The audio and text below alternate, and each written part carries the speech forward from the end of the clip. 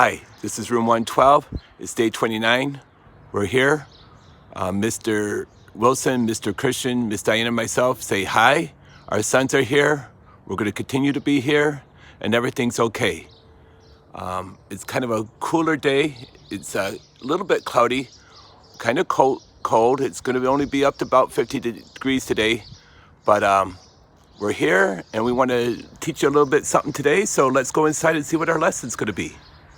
As we go inside, we see the bird feeder where the naughty squirrel leaped up from the fence post, climbed up onto the bird feeder, hung upside down, and was eating some of the bird's feed. So he was a naughty squirrel today. It happened about 6 o'clock in this morning. He was very naughty. Well, I would say hola and say, I wonder what that means for our lesson for the day. Hola and buenos dias. Huh. And wait, are we having a cooking lesson today? There's some food out there. There's some guacamole salsa, some corn tortillas, enchilada sauce, salsa, refried beans, although my wife would really say you need to make them with authentic beans. Either the black beans or the pinto beans. You really can't just open up a can. And then Mexican hot sauce. And that brings us today. We just celebrated May Day, but today we're going to talk about Cinco de Mayo, or the 5th of May. And what it is, it's celebrated in Mexico, and it's the anniversary of the Battle of Puebla. And it was in honor of a military victory in 1862 over the French forces of Napoleon III. Napoleon is the guy that you often see, kind of a short guy. He's a French leader. And he used to tuck his hand inside of his coat pocket. Well, in 1861, Mexico declared a temporary moratorium of the repayment of foreign debts. Now, let's unpack that for a second. A moratorium means we're going to stop doing it. We're just going to say stop. And debts are something, we just learned that in our lesson in May.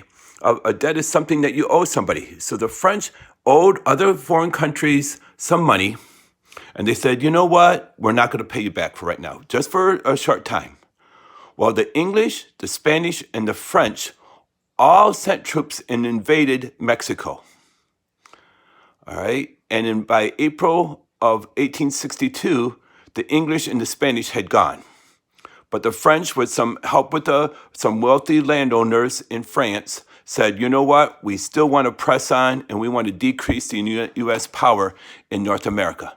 Now, remember that date. I said we're talking about a French victory in 1862, and in 1861 they invaded. So this is in the middle of the U.S. Civil War, and of course the federal government, the Union forces were losing at this point. So the French said, you know what? We're going to press on and maybe decrease U.S. power. Well, 1,000 Mexican troops defeated the French. And they celebrate this day as a symbol of Mexican resistance to foreign domination. They're saying, you know what? We aren't going to be influenced by other foreign governments. Now, even though they won and it was a powerful symbolic victory, it would take the French 5 more years before they finally left. So we go to Mexico today, and the battlefield in Pueblo, in the city of Pueblo, there's a park now and a museum. And on May 5th, there's a celebration, there's parades, there's reenactment of the battles. Now, you would think that this is celebrated all over France, and really, no, it's only in the state of Pueblo that really celebrates it. And wait, that brings up something. Wait a second. We saw the flag. We have 50 states in the United States, and I said Mexican states. How many states does Mexico have? Well, I'm going to give you 2 answers. One answer would be 32, and the other answer would be 31 with an asterisk. And that's because Mexico City is declared a district, much like Washington, D.C. So not really a state, but they also make their own rules too. So they're kind of in between there. So you could say 31, 32, you would not be wrong.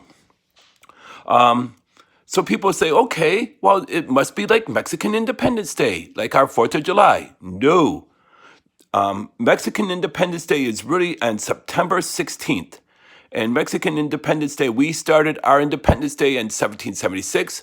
Mexico started their Independence Day September 16th, 1810, or 50 years before this Battle of Pueblo. So just a little fact there today about Mexican holiday of Cinco de Mayo.